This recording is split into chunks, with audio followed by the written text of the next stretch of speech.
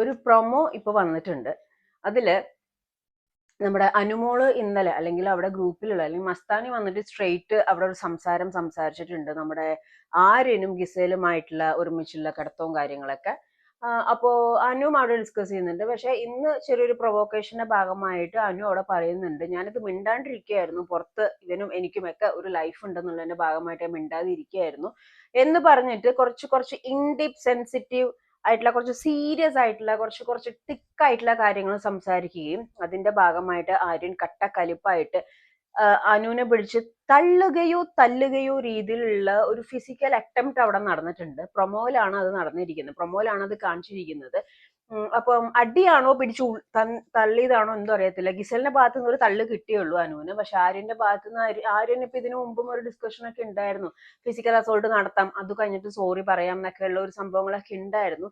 ഇനി അതാണോ അത് ആക്ച്വലി പ്രൊവോക്ഡ് ആയിട്ട്, കാരണം ആര്യൻ എപ്പോഴും അനുവിനെ ഇങ്ങനെ പ്രൊവോക്ക് ചെയ്യുന്നുണ്ട്. അപ്പൊ അതിന്റെ ഭാഗമായിട്ടാണോ എന്തോ ഒരു അറ്റംപ്റ്റ് അവിടെ നടന്നിട്ടുണ്ട്. കറക്റ്റ് ആയിട്ട് നമുക്ക് അറിയത്തില്ല.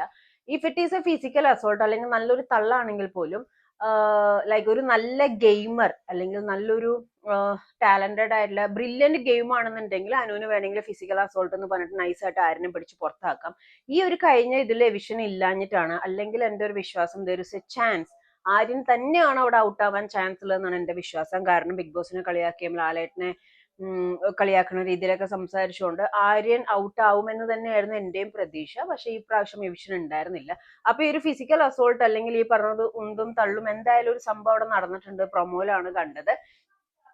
അപ്പോ അത് ബ്രില്യൻ ഗെയിം ആയിട്ട് വേണമെങ്കിൽ അനുവിന് വേണമെങ്കിൽ പിടിച്ച് ഔട്ടിടാം. അപ്പുറത്തെ പൊന്ന് സംസാരിക്കുന്നുണ്ട്, ഇതാണ്, പ്ലീസ് എക്സ്ക്യൂസ്. അപ്പം അത് അങ്ങനെ വേണമെങ്കിൽ അങ്ങനെ നമുക്ക് ഗെയിം കളിച്ചിട്ട് ആളെ ഔട്ട് ആക്കാം. അല്ല അത് കോംപ്രമൈസ് ചെയ്യാമെങ്കിൽ കോംപ്രമൈസ് ചെയ്യാം. എന്തായാലും ആസ് ഓഫ് നൗ അനുവിന്റെ കയ്യിലാണ് ഗെയിം പ്ലാൻ ഇരിക്കുന്നത്. ഇങ്ങനെ ഒരു സംഭവം ലൈക്ക് ആര്യന്റെ ഭാഗത്ത് നിന്ന് വന്നിട്ടുണ്ട്.